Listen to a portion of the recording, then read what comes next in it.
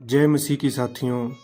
परमेश्वर का अनुग्रह और दया आप तमाम वीडियो देखने वालों पे सदा सर्वदा होती रहे, यीशु मसीह के नाम में आमीन।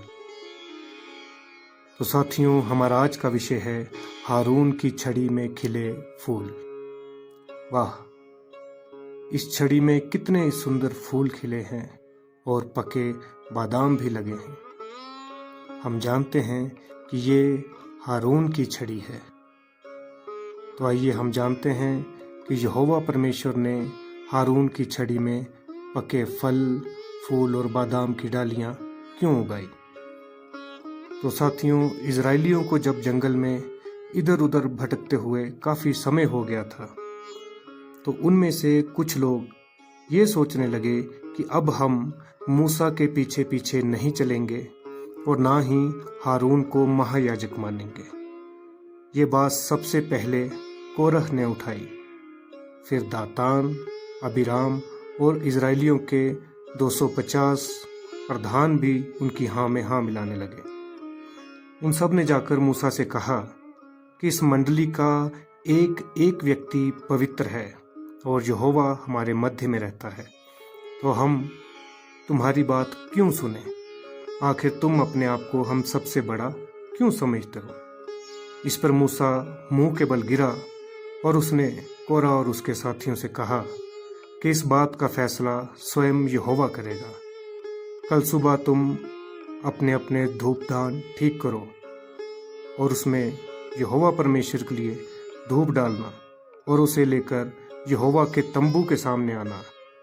फिर सब जान लेंगे कि यहोवा किसे महायाजक चुनता है। दूसरे दिन कोरह और उसके 250 साथी यहोवा के तंबू के सामने आए और उनका साथ देने के लिए कई दूसरे लोग कोरह, दातान और अबीराम के तंबुओं के पास जाकर खड़े हो गए। ये सब देखकर यहोवा को बहुत क्रोध आया। तब मूसा ने कोरह, दातान और अबीराम के तंबुओं के पास खड़े लोगों से कहा, इन दुष्ट लोगों के तंबुओं के पास से हट जाओ, उनकी किसी भी चीज को हाथ मत लगाओ। और उन लोगों ने मूसा की बात मान ली। फिर मूसा ने कहा कि अब जमीन फट जाएगी और इन दुष्टों को निगल जाएगी। इससे तुम जान लोगे कि यहोवा ने किसे चुना है। जैसे ही मूसा ने अपनी बात खत्म की, जमीन फट गई। कोरह का तंबू और उसकी सारी चीजें जमीन में समा गई। साथ ही दातान, अबीराम और उनके सब साथियों को भी जमीन ने निगल लिया। जब बाकियों ने उन लोगों की चीख पुकार सुनी तो वे चिल्लाए कि हाय भागो, वरना धरती हमें निगल जाएगी। कोरह और उसके 250 साथी अभी भी यहोवा के तंबू के पास खड़े थे। तब यहोवा ने आग भेजी और वे सब के सब जलकर भस्म हो गए।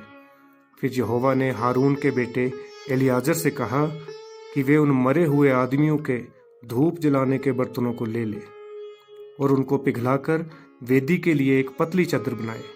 वे चादर इजरायलियों को हमेशा याद दिलाती रहेगी कि अगर हारून और उसके बेटों के सिवा किसी और ने याजक बनने की कोशिश की तो उस पर यहोवा का क्रोध भड़क उठेगा।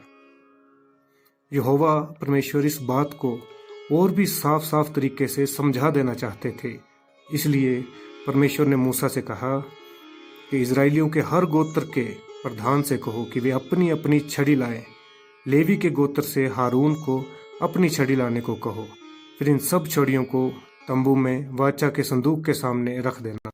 तब जिसकी छड़ी में फूल खिले तो समझ लेना कि मैंने उसी को याजक चुना है।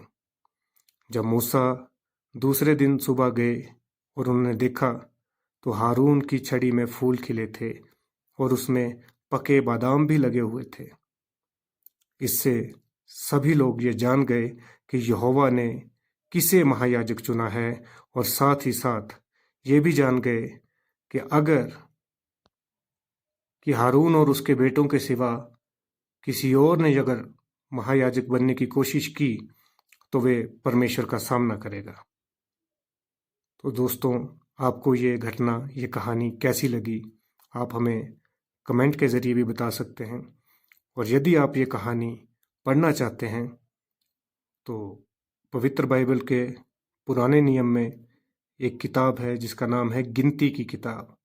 उसके अध्याय 16 से, उसके पहले वचन से 49 वचन तक और 17 अध्याय के 1 से 11 तक आप इसे पढ़ सकते हैं, ताकि आप और भी अच्छे से क्लियर हो जाए कि आखिर इस कहानी के पीछे का जो रहस्य है, जो मर्म है, वो क्यों है, और यहोवा परमेश्वर ने हारून की लाठी में ये फूल और पके बादाम क्यों लगाए। यदि आपका कोई सवाल हो तो आप हमें कमेंट के ज़रिए भी बता सकते हैं। तो परमेश्वर आप सभी को बहुतायत से आशीष दे। जय मसीह की।